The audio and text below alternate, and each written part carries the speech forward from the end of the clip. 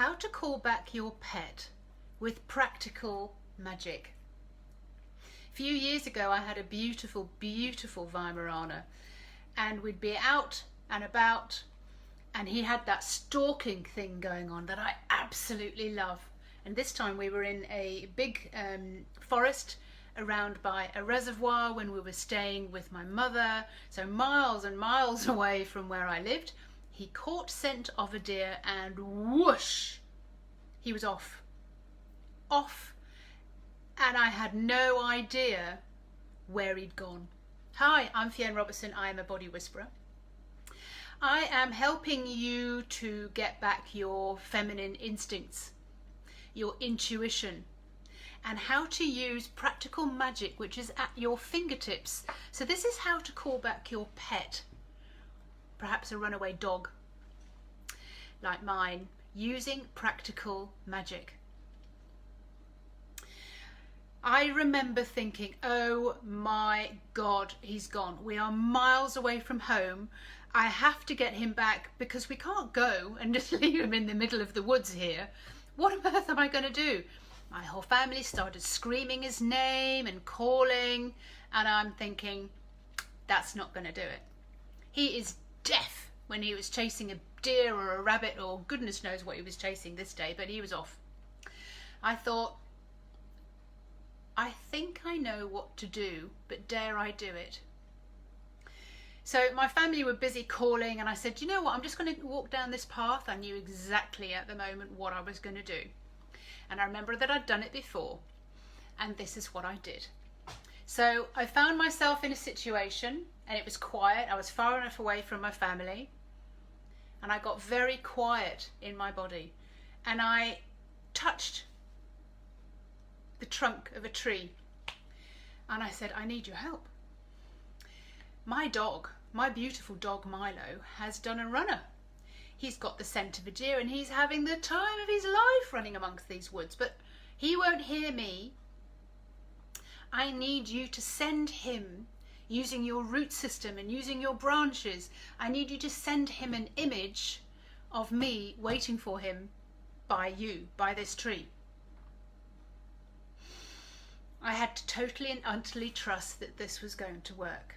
I said, please use your root system, call out to him, send him the image, but more importantly, send him the feeling that I'm here quietly waiting for him.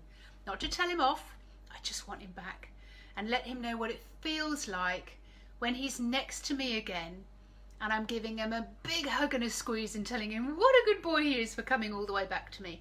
Send him the image and send him the feeling, and I'll stand here quietly, just touching you, sending you the image of my boy so that you can find him. And when I'm ready, when I feel I'm ready, I want to open my eyes and I want to see him coming down that path that's in front of me. I want to see him just trotting down towards me, tail in the air, or stump in the air, because Weimaraners don't have tails, thinking what a clever boy he's been. So I stood there for a while, very quietly, just keeping on sending out this image and this request. Would you please send my boy back to me? Let him feel how nice it feels to be back next to me. Send him the image of him being cuddled and standing next to me and just feeling safe and home, and he's had fun, but now it's time to come back. I stood there a little bit longer, thinking, can I open my eyes? Did I dare open my eyes and see this beloved dog of mine trotting towards me? I thought, wait a bit longer. I don't know how long I waited. And at some point I went, oh, it's time to open my eyes. Guess what I saw? I saw Milo, my beautiful grey male Weimaraner, in all his testosterone, being happy, joyful that he's just run like the wind, trotting towards me. And I called him and he was like, yay, mummy! Ran towards me and we had a great big cuddle. I was like, good boy for coming back. The reason I remember this story and wanted to tell you today was because this weekend I was out for a walk with a girlfriend, And as we were hiking in the mountains, we met an elderly lady and gentleman who said, "Oh, we've lost our dog." Now, they were speaking in French, and my friend speaks very good French and Spanish and all the rest of it, and I would have struggled. And I wanted to offer my help, but I didn't want to explain it. So I decided at some point further down the track, the sun was shining. I thought, oh, we can just sit down here and just take in the sun and just sunbathe for a little while and just soak up the warm rays of the sun. That feels so good. I decided that I would send out an image to the puppy of his mummy, and how nice it would be for this puppy, 10 months old puppy, little black and white thing called Nina, to sit in his mummy's lap and just, oh, brilliant. Now, they'd lost the dog on Wednesday. It was now Saturday. And apparently they'd had a call from a gentleman saying that they'd seen the dog about an hour ago in this particular car park where we'd met them. So I'm sending out the image to the dog, using my hands on the earth, in the grass, doing the same thing that I did when I refound my Milo. That time he went in the forest. That wasn't the only time I did this. And I sent out the image, and I sent out the image, and I sent out the image from his mummy to this puppy and just said, come and find me. I'm here in the woods. Don't be frightened. I'm here.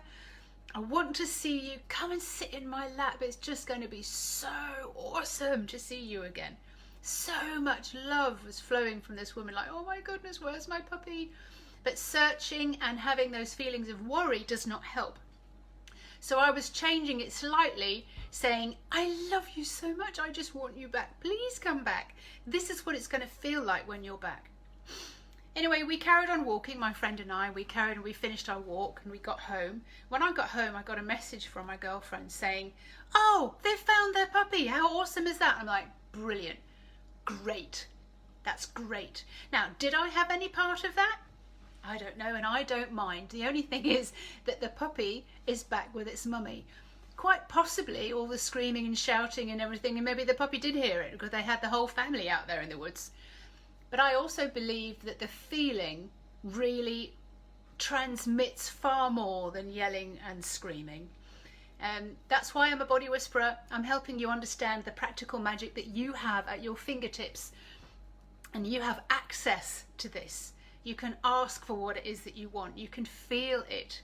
And I've created a 30-day incubator so you can come and reconnect with your feminine intuition, your feminine instincts, and have access again to your own practical magic.